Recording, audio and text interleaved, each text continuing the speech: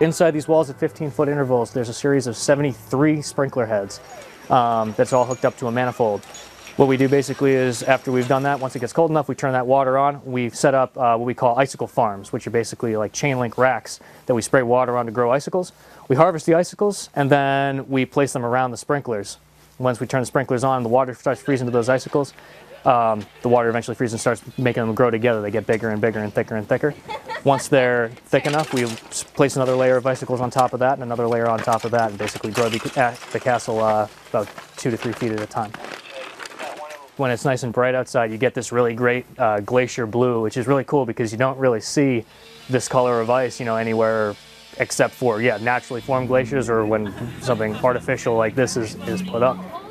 When the movie Frozen came out, that was a huge boost because now everyone's like, oh, we get to see like an actual ice castle.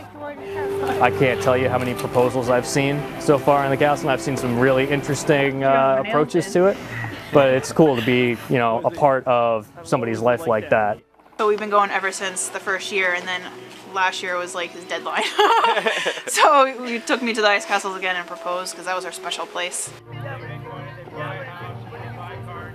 We have a guy on our staff who basically creates a light program that sends signals to each light individually to create kind of a passive light show as the night goes on. It's sort of set to the music.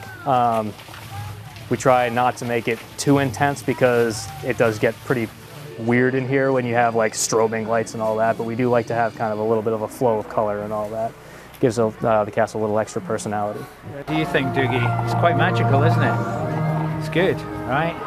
Yeah, we've been wanting to come for a few years now, but we only feel like this year is the first year he's been old enough to properly enjoy it, so.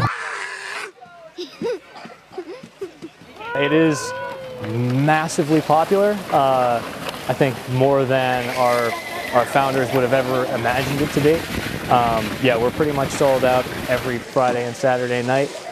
It's interesting, I never would have thought that when I first started that we'd have so many, young couples in addition to like the families with small kids coming in. But yeah, it is a really popular date night spot.